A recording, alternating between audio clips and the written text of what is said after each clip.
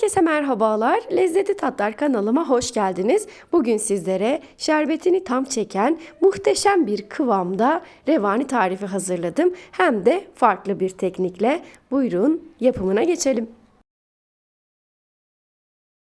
Revaninin yapımına şerbetini hazırlamakla başlayalım. Şerbeti için uygun bir tencereye 3 su bardağı toz şeker ve 4 su bardağı suyu alıyorum. Daha sonra şeker eriyip kaynamaya başlayınca orta ateşte tam 12 dakika boyunca kaynatacağım. Şerbeti için ben 3 su bardağı toz şeker kullandım. Eğer siz çok tatlı olmasını istiyorsanız 4 su bardağı toz şeker de kullanabilirsiniz. Bizim için bu kıvam gayet yeterli oluyor.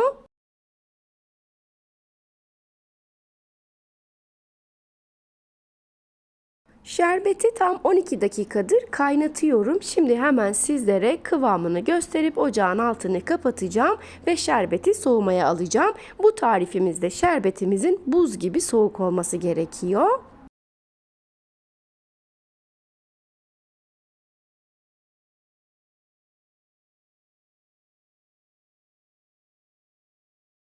Şerbetimiz bir tarafta soğurken biz de hemen kek harcımızı hazırlayalım. Uygun bir kabın içerisine 4 adet yumurta, yarım su bardağı toz şeker ve bir paket vanilyayı alıp şeker eriyip yumurtalar köpürene kadar karıştıracağım. Ortalama 1-2 dakika kadar mikserle karıştırıyorum.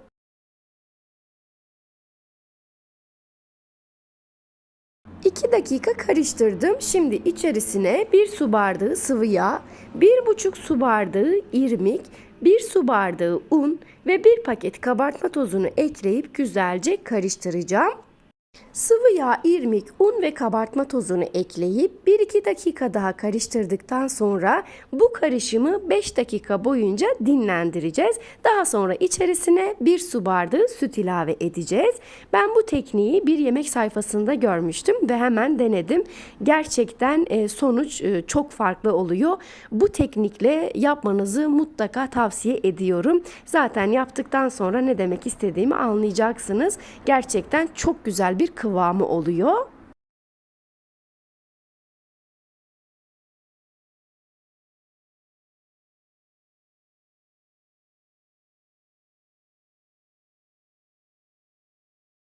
Şimdi bu karışımı 5 dakika boyunca dinlendireceğim. Daha sonra içerisine süt ilave edeceğim.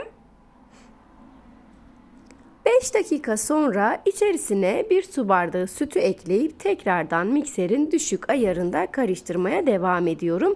Sütü güzelce yedirene kadar karıştıralım.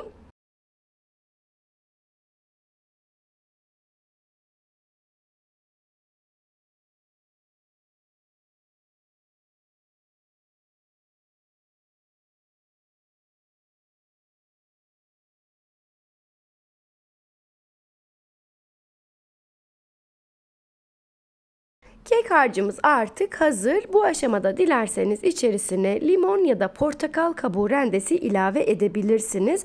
Ben şimdi içerisine 1 tatlı kaşığı limon kabuğu tozu ilave edeceğim.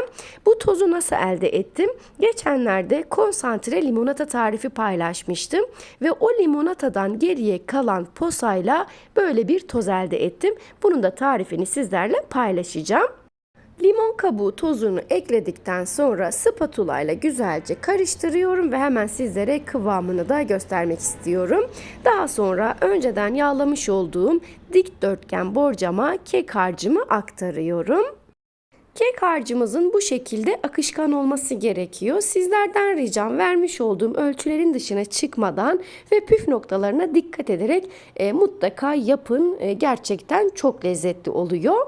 Kek harcımı tepsiye aktardıktan sonra önceden ısıtmadığım fırında 170 derece ve alt üst ayarda altı üstü nar gibi kızarana kadar pişireceğim.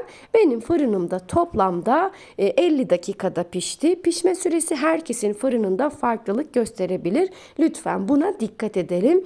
Kekimizi 170 derecede pişireceğiz. 50 dakikanın sonunda kekimi fırından alıyorum ve hiç soğutmadan buz gibi şerbetiyle buluşturuyorum. Kekimizin sıcak, şerbetimizin buz gibi soğuk olması gerekiyor. Bütün şerbeti kekin üzerine dökelim. Şerbet miktarı gözünüze fazla gelmesin, tam denk geliyor. Bütün şerbeti kekin üzerine döktükten sonra şerbetini çekip oda ısısına gelmesini bekleyeceğim. Daha sonra üzerini hava almayacak bir şekilde bir streç film yardımıyla kapatıp buzdolabında 3-4 saat boyunca dinlendireceğim. Vaktiniz varsa bunu bir gece öncesinden de hazırlayabilirsiniz. Çok daha iyi olur. 4 saat boyunca buzdolabında dinlendirmiş olduğum revaniyi dilimliyorum. Sizler istediğiniz büyüklükte dilimlerini ayarlayabilirsiniz. Dilimledikten sonra üzerini Hindistan ceviziyle süslüyorum. Ben genelde Hindistan ceviziyle süslerim. Klasikleşmiş artık bende. Siz dilediğiniz gibi süsleyebilirsiniz.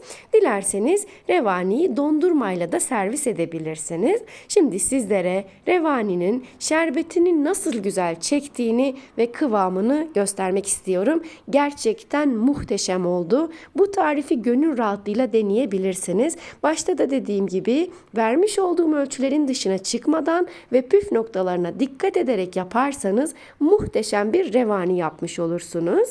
Şerbeti için de yine tekrar ediyorum.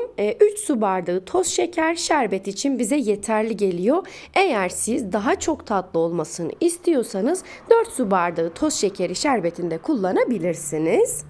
Bugün de bir tarifimin daha sonuna geldim. Bugün de sizlere şerbetini tam çeken muhteşem bir kıvamı olan revani hazırladım. Bu tarifimi şimdiden yapıp deneyecek olanlara afiyet şifa olsun. Denedikten sonraki yorumlarınızı mutlaka bekliyorum.